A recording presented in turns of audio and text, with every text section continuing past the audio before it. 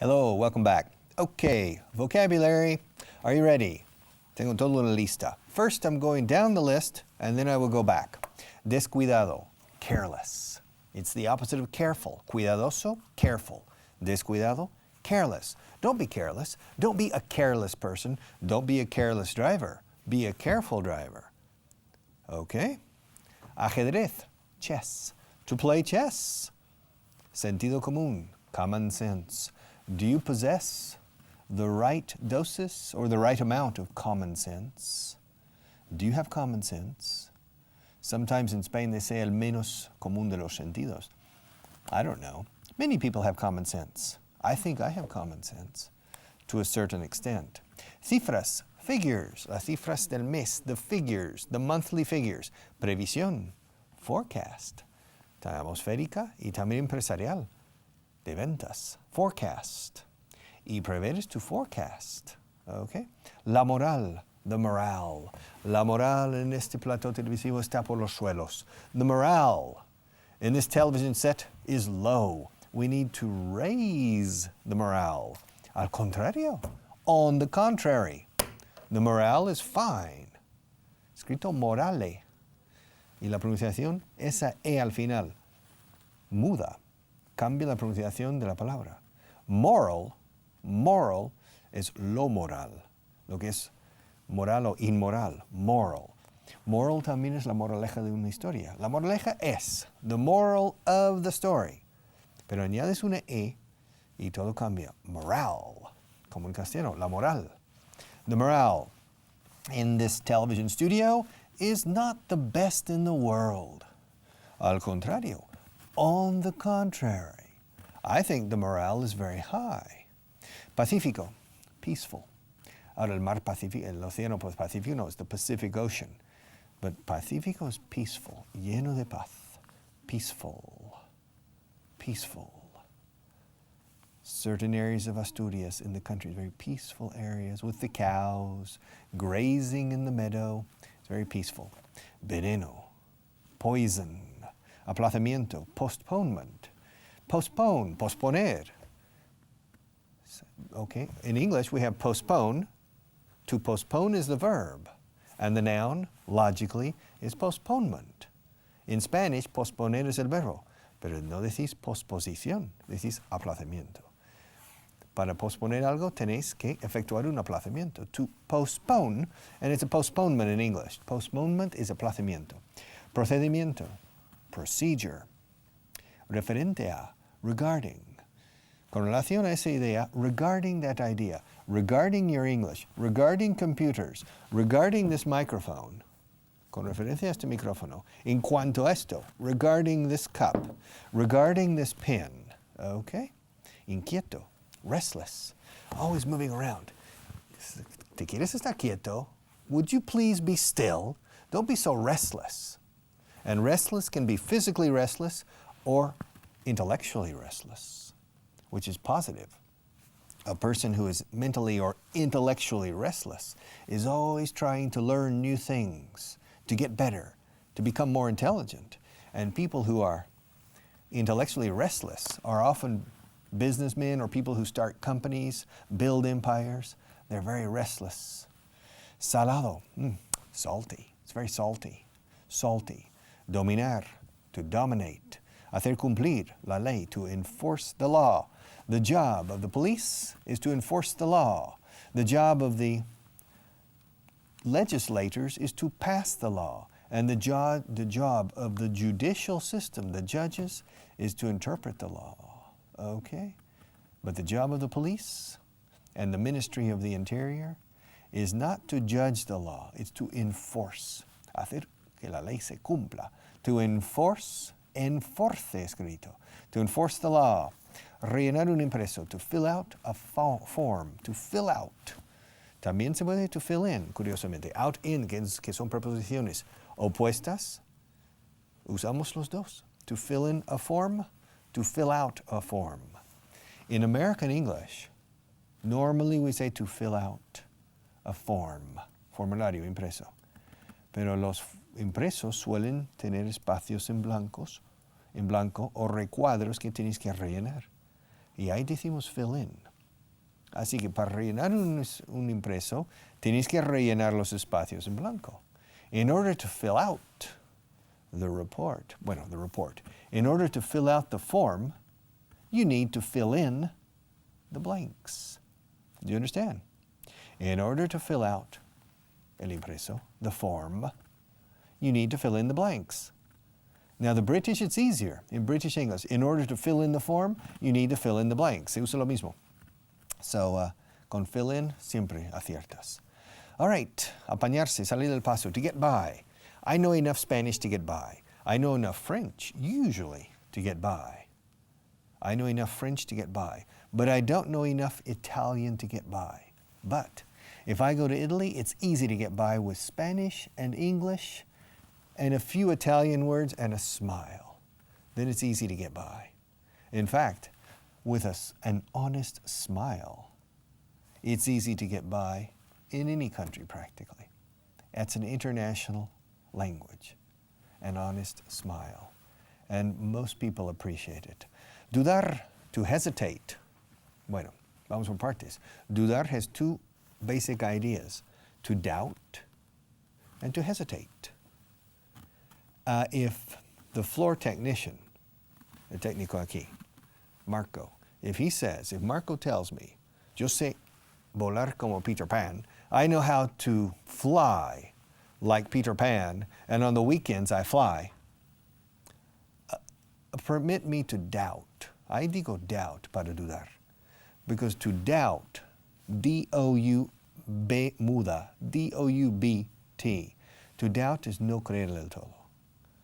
No creer del todo. That's to doubt.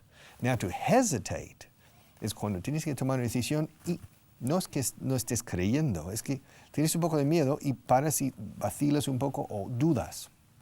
And that's to hesitate. Por ejemplo, en las cartas se dice mucho, si tienes cualquier pregunta, no dude en ponerse en contacto con nosotros. If you have any questions, please don't hesitate. To hesitate means pensarlo una vez más, por inseguridad. That's to hesitate. To doubt is no creer. Okay, to doubt. You remember the apostle, Thomas. He didn't believe that Jesus Christ had risen from the dead. He didn't believe in the resurrection. He was a doubter, dudaba. We call him a doubting Thomas, until he touched Jesus. And then he stopped doubting. Okay, dudar es hesitate cuando es tener cierto reticencia. Hacer algo, uno se queda dudando en un momento dado. Eso es to hesitate, not to doubt. Okay, aflojar. To loosen the collar on my shirt, to loosen. It's the opposite of to tighten. To loosen, to tighten, okay? To loosen, to tighten, okay? Pero volveremos a estas cosas. Malentender, to misunderstand.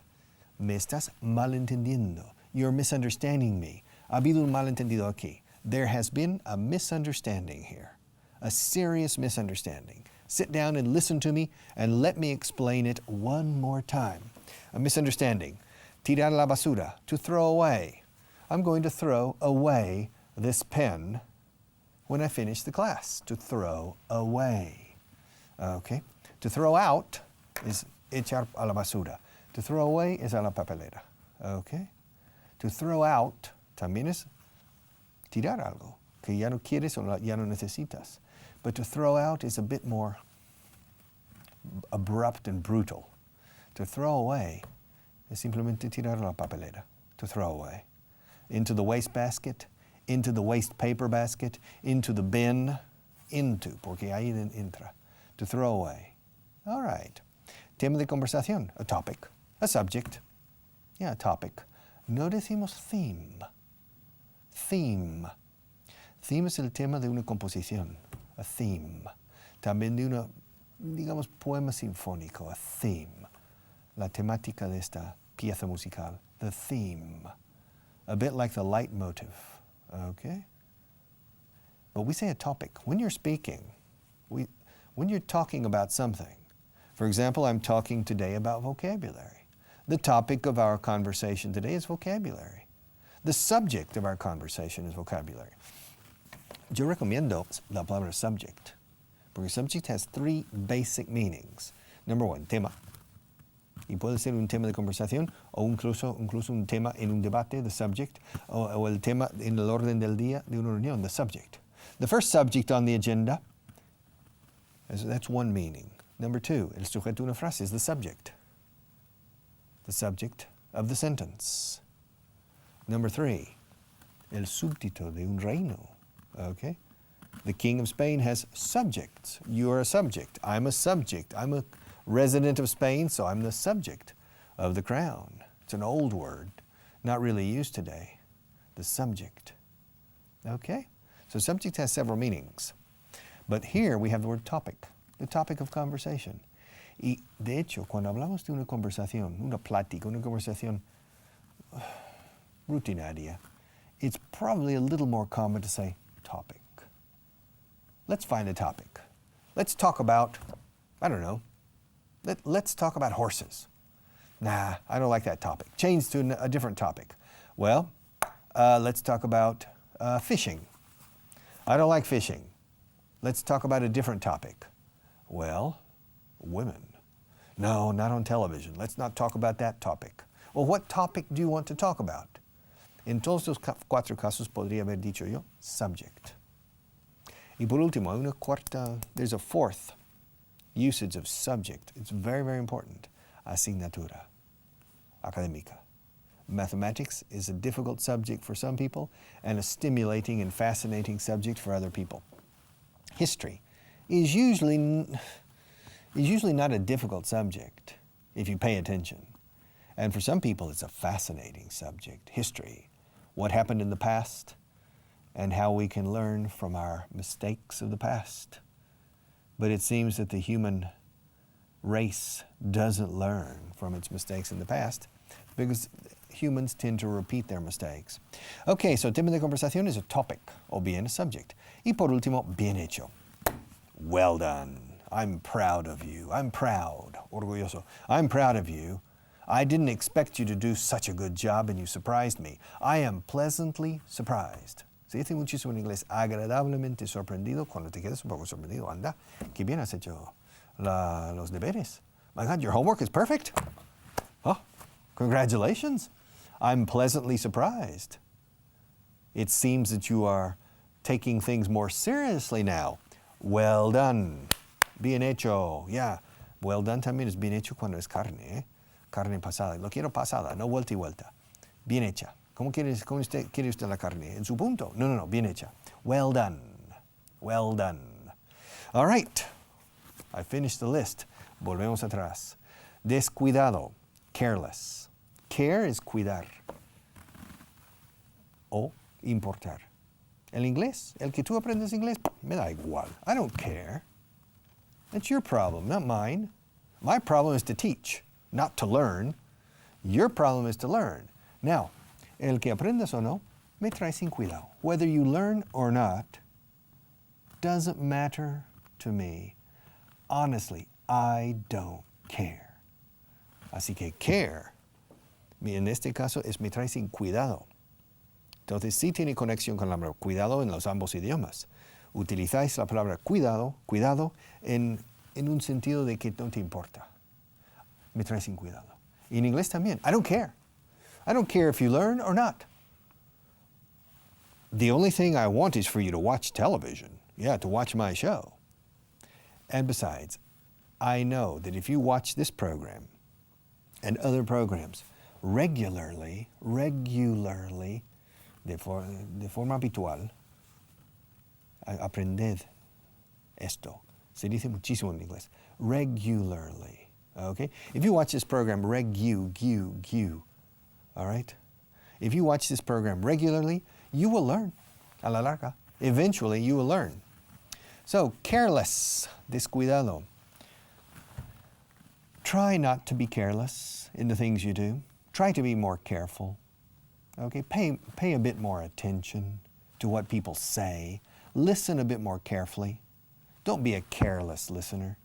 And when you drive your car, don't be a careless driver, because it can have fatal repercussions for other people sometimes if you're a careless driver. And when you dress, don't be a careless dresser. All right? It's always good to dress with care. Okay? Careful, careless. Number 2, ajedrez. Chess. Es como pecho, chest, quitando la T y poniendo una segunda S. Chess. Chess is an old game. It plays on a chessboard, el tablero. Chessboard. Board escrito, chessboard. And on the chessboard, there are 64 squares. 1, 2, 3. 8 in one way, 8 in the other way. 64 squares in chess. And you have 16 chess pieces. And your rival, your competitor, all right, has 16 chess pieces. And on the front line, primera línea de combate, you have 8 pawns. P-A-W-N, pawn. Suena a charca como pond o estanque, pero sin la D. Pawn, pero se escribe P-A-W-N. Pawn. Como el alba o el amanecer. Dawn. O como un césped bien segado. Lawn. Lawn tennis. Antiguamente se decía eso para el tenis sobre hierba. Antiguamente se decía lawn tennis. Pawn, you have 8 pawns, and your rival has 8 pawns too. And then behind the pawns, you have more important pieces. You have the king, and you have to protect the king. And the king has a queen, and the queen is very powerful. She can do a lot of things on the chessboard. And then on each side of the king and queen, you have 2 alfiles. In English, obispos, bishops. A bishop is a Catholic person, personages in the Catholic hierarchy, jerarquía católica, el obispo. You have the archbishop, and you have a bishop. Now in chess, when you move your pieces, you have 2 bishops, and they move diagonally only. They cannot move forward, and they can't move sideways, forward, or backward. They can only move diagonally, like in Spanish, diagonalmente, diagonally. And then you have 2, after the bishops, on the outside of the bishops, you have 2 knights. 2 knights. Los llamáis caballos, creo aquí. We say caballeros. Knight, con K al principio, es caballero, tipo de la mesa redonda, con lanza. All right, in las justas. Those are knights. Amadís de Gaula was a knight. Don Quixote de la Mancha was a knight. A brave knight. And so when you're playing chess, you have 2 knights. You have the king, the queen, 2 bishops, 2 knights, and 2 rooks. Rooks. Strange word. I don't know why. I don't know the origin of rook. R-O-O-K. Es como book. Quitas la B, pones una R y tienes rook. Sería algo en la Edad Media antes. A rook. Sometimes we say castle. Castillo. Vosotros creo que decís torre, que es parte del castillo. All right? We say rook.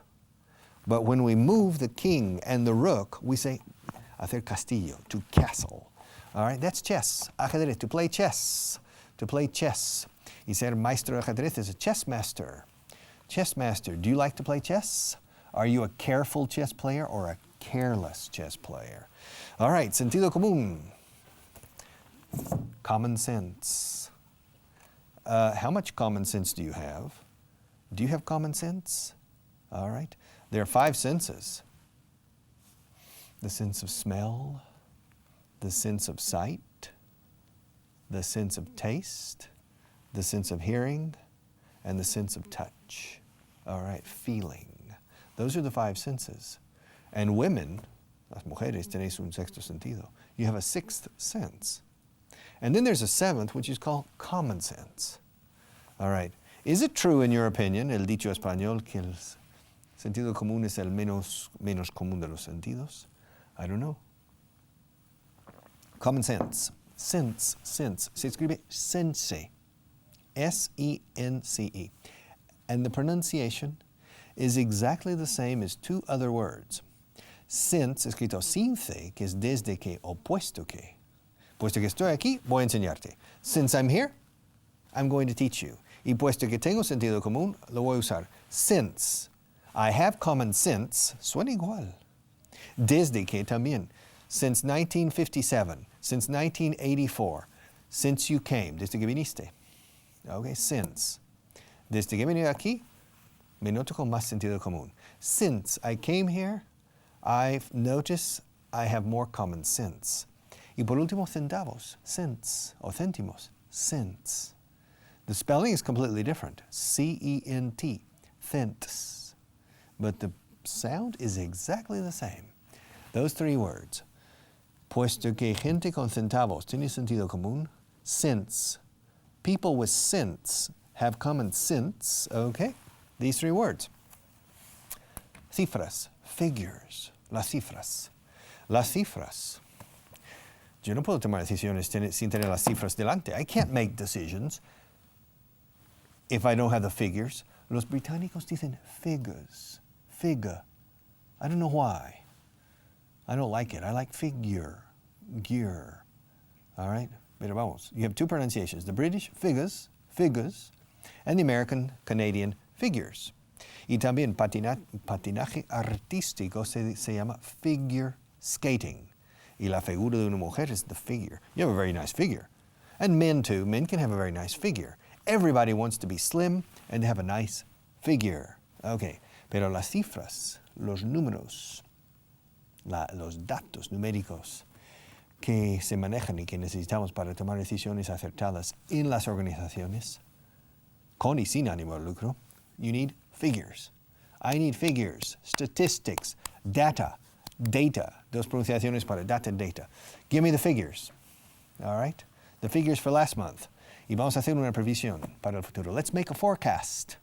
Let's make a forecast. Yes. Vamos a hacer una previsión. Let's make a forecast with the current figures and extrapolate the figures into the future, making a forecast. Also, the weatherman. When you turn on the television, you can watch the news, the sports, and the weather. And the weatherman, or woman, who is usually a meteorologist, sometimes not, they give you the weather forecast. Tomorrow it's going to rain. Or tomorrow is going to be a sunny day. So if you want to go to the beach or to the mountains, don't worry. It's not going to rain tomorrow. That's a weather forecast.